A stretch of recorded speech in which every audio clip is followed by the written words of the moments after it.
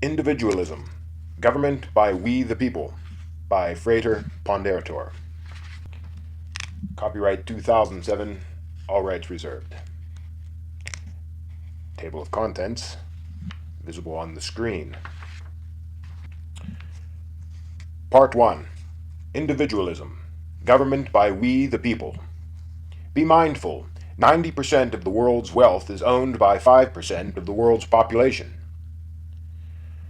There is a trinity of ailment which afflicts today's society, the apex of which is ignorance, which spawns first irresponsibility, which in turn creates sloth.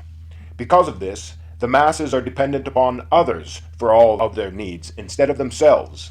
This propagates power and growth to those who supply the need, effectively creating powerless slaves of the masses who, through lack of hands-on experience, have increased their ignorance of fulfilling their needs, imprisoning themselves to dependence upon the need suppliers. The free individualist, however, has power over all individual needs by fulfilling all of them oneself. With such independence, the individualist is not subject to the forces of other individuals. This rule over oneself successfully vanquishes all vices which lead to corrupt systems on a number of levels, as will be shown in this document. By constantly working directly with those things necessary for survival, one gains in wisdom, elevating one mentally, spiritually, and physically, which continually distances oneself from the slavery of dependence, causing the control of the need suppliers to progressively diminish, leading to true freedom, that of independence. Today's ignorance has been purposely compounded by the need suppliers, by withholding the methodology of fulfilling each need, successfully veiling the simple sources and processes, and causing all valuable information to have a high price, while still concealing pertinent knowledge, and furthermore by inflating government and law to unnecessary complexities which only assist suppression, by binding the lay while leaving loopholes and veils for the corrupt, all compounded with continual mass marketing hypnosis encouraging the masses to relax, think less, and rely on the need suppliers.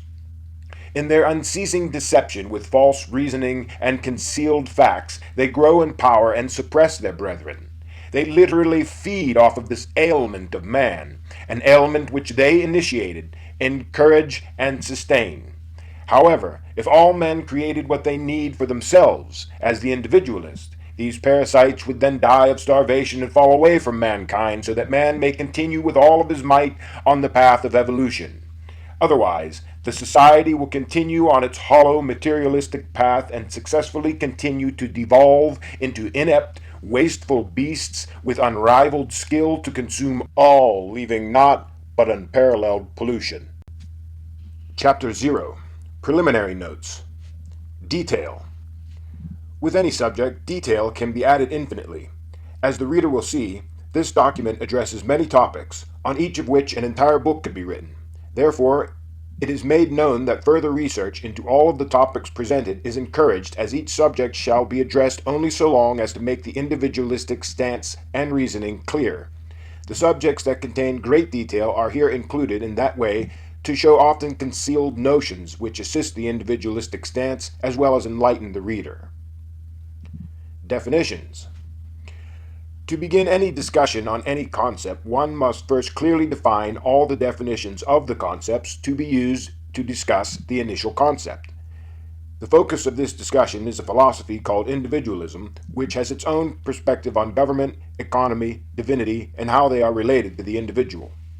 Therefore, the subjects of government, economy, and divinity will be described in detail and used to clearly define the individualistic position in each subject, before moving on to describe how individualism can be applied to the present world. One phrase that will be occasionally seen throughout this document is, quote, need suppliers, end quote. This is the individualist's label for any hustler, merchant, dealer, manufacturer, salesman, contractor, tradesman, scientist, engineer, lawyer, etc., who will do anything for money at the expense of one's fellow and the environment. Thus, they are all categorized as such to varying degrees. The only ones who do not fall into this category are they who create in harmony with man and the environment, from the raw materials to the finished product, from its packaging and shipping and even to its labeling. Truth and harmony will be present throughout the entire procedure. the product having a definite meaning and purpose. This phrase, need supplier, is not to be confused with the bourgeoisie, for the bourgeoisie is a generalized term and not concerned with the methods of production, such as if they are destructive or not, and the profits, whether they are had by the exploitation of man or by respecting him. Bourgeoisie also represents an upper class, as the phrase need supplier is classless, for a thief or murderer can be of any social class, not just the wealthy. Chapter 1. The Individualistic Understanding of Government. Government by we, the people, the populace. Omnes homines aut libere sunt aut serve. All men are free men or slaves. The mania for giving the government power to meddle with the private affairs of cities or citizens is likely to cause endless trouble, and there is great danger that our people will lose our independence of thought and action, and sink into the helplessness of one who expects his government to feed him when hungry, clothe him when naked, to prescribe when his child may be born and when he may die, and, in fine, to regulate every act of humanity from the cradle to the tomb, including the manner in which he may seek future admission to paradise. Mark Twain, Samuel Langhorne Clemens. Unfortunately, the present-day entity, separate from the people and acting only for the benefit of the selfish cells who compose it, wrongly entitled government, is overly complex and exercises too much power and control over the individual for selfish gain instead of truly governing, which is a word whose origin is gubernan, Greek, and gubernare, Latin, both of which mean to steer. Normally, this steering would be implied to the benefit of the masses instead of steering to the benefit of the elite few, as in today's society. Over time, many more domineering variations to the word appeared, such as to guide or direct, to regulate, to exercise authority over, to control the actions or behavior of, to keep under control, restrain, etc. This is where the fine line of individualism is seen. All of these definitions are correct if they apply to one individual wielding power over one's self to direct and regulate one's own actions and steer one's life in such a way as to evolve in harmony with the creation. The instant another is put into the equation, the word is no longer government. It is simply slavery. No one should wield power over anyone but one's self. No matter how you look at it, how you justify it, what you call it, or to what degree, when one being controls another being, the one being controlled is a subject, a servant, a slave. Presently, the American society is a direct contradiction to the authority invested in we the people by the United States Constitution. The authority has gone instead to the government, which is now a separate entity from the people and controls them as a dictator.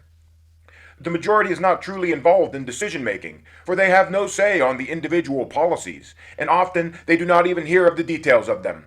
The only say they have is to who gets into office, and their only choices are between the lesser of the liars, which are mostly profit-minded whores with no concern for the union or the people they are supposed to represent.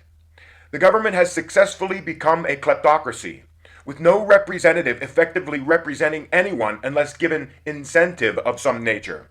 All positions are bought and paid for. The only consensus that is heard is the one who spoke with the most financial influence. How many of these supposed representatives have not put into action things which they said they would have? Hired staff to enforce their own personal goals instead of the goals of the people? How many laws and policies were never brought into public light until after they were passed?